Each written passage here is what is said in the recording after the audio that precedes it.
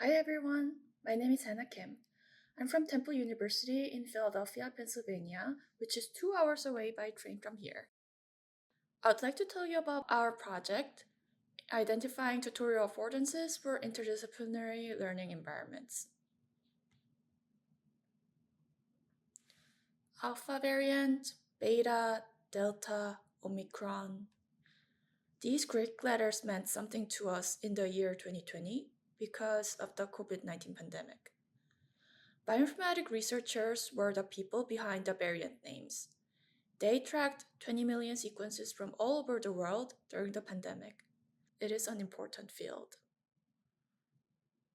Now, let's talk about the field of bioinformatics, its people, and how they interact through computer with each other. We can solve problems by integrating ideas and approaches from multiple disciplines. And that's where the concept of interdisciplinarity fits. Our motivation is to understand how is it currently being afforded in the field of bioinformatics and what can we do better. In bioinformatics, the sheer volume of knowledge requires one to often find ways to learn, even after they get a degree. Informal learning, enabled by e-learning, can supplement formal learning. Informal learning generally happens via bioinformatics software tutorials. What complicates learning in this situation is that there are generally more than two groups coming from different disciplinary backgrounds. We approach interdisciplinarity using the framework proposed by Borrego and Newswander.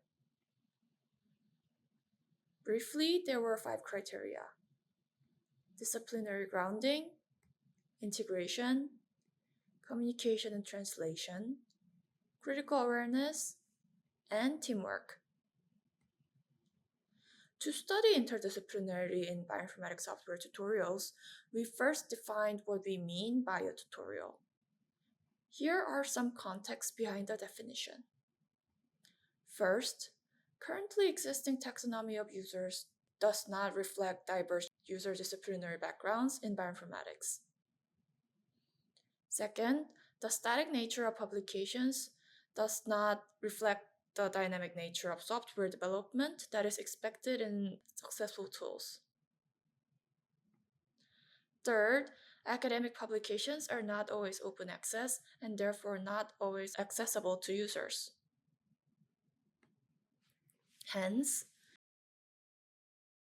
we defined a bioinformatics software tutorial as a standalone set of documentation containing information about the biological and methodological significance and design that supports new users. Here are our research questions. What features do bioinformatics software tutorials have? And what do tutorial designs achieve in the interdisciplinary learning environment? Here is how we collected our samples. We selected 22 representative tutorials from a highly cited prior literature. The sample was collected between May 1st and May 12th this year. The main coder was a bioinformatics researcher with a background in chemistry, computational biology, and higher education teaching, with a decade of experience in the field.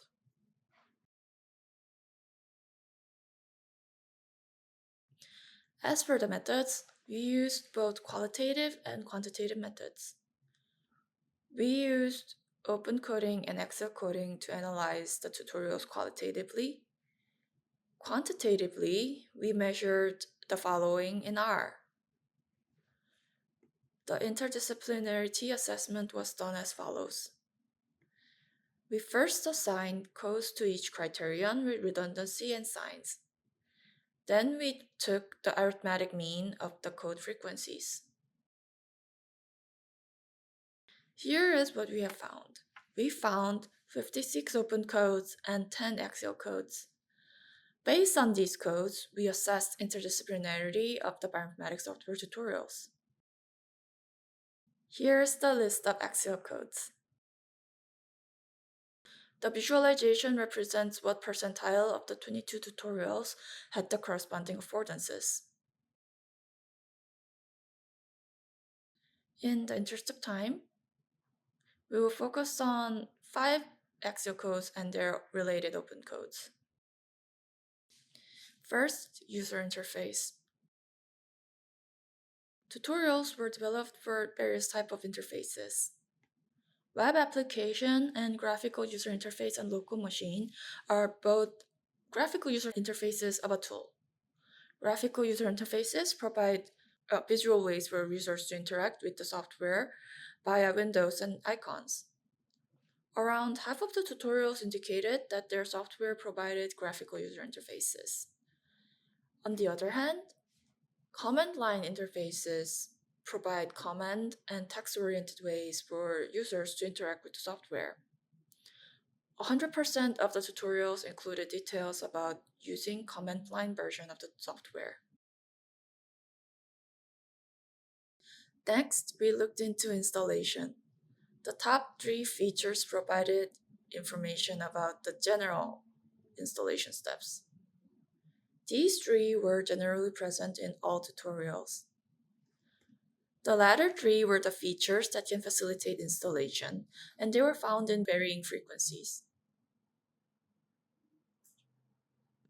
By the Axial code format, we captured features related to the organized structure within tutorials. We see a lot of effort to make the tutorial easy to follow. This was expected because we selected our samples based on representativeness. Many of these features are also what people typically expect when they think of a tutorial.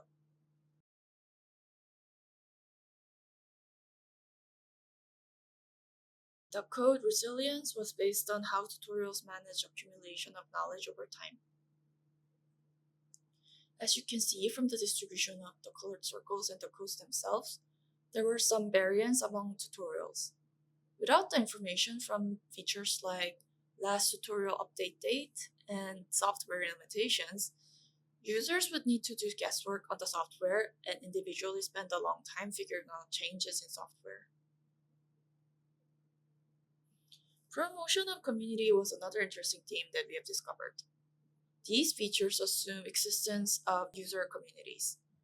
Here are a couple of real-life examples of user rating and developer-organized social events. Not all tutorials had these features, but we can see that developers have explicitly promoted discussion groups or communities in the 77% of the tutorials.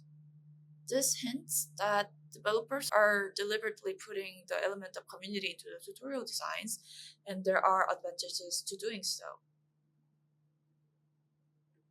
Now that we have looked at some Axial codes, we began to see some recurring patterns that were not captured by the thematic analysis. Couldn't these features be grouped together?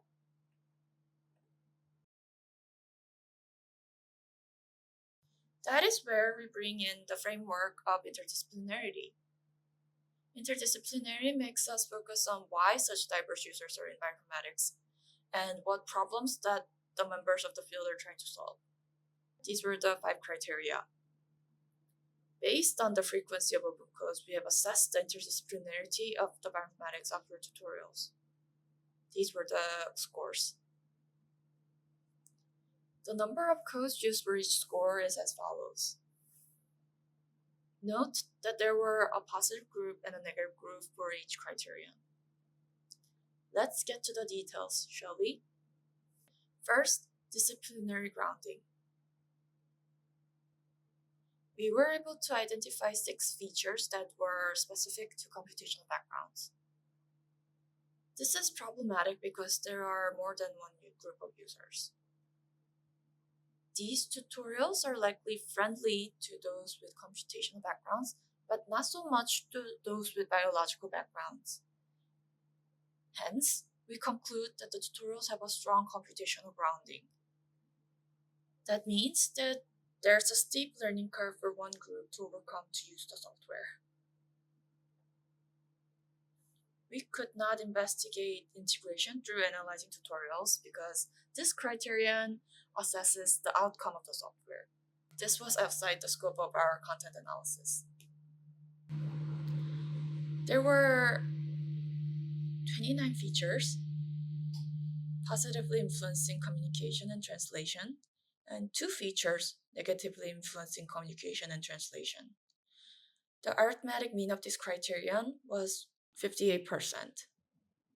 This means that there have been a variety of efforts made for this criterion, although it is somewhat inconsistently done in different tutorials.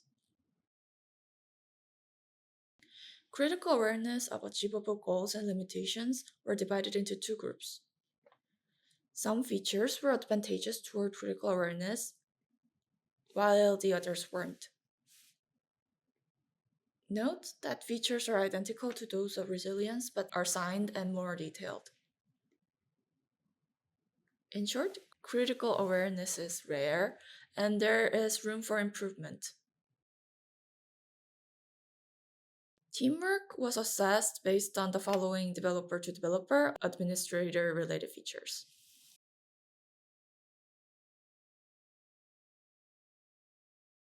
It was identical to the Excel code willingness to collaborate, and it was moderately implemented.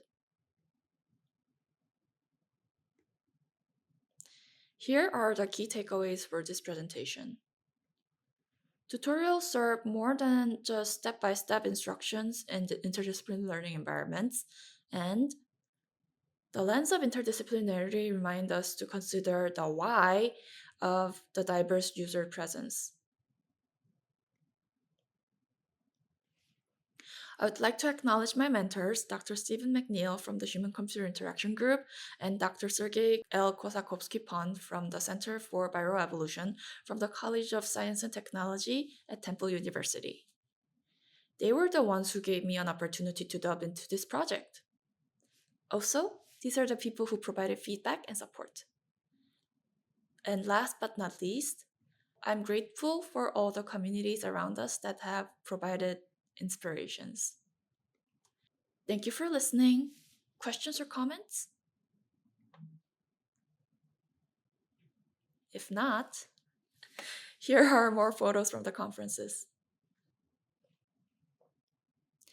This was my first time attending, and I learned so much. I met a lot of amazing people and received valuable feedback on our work. It was a great experience. I would like to thank everyone who have made this conference possible.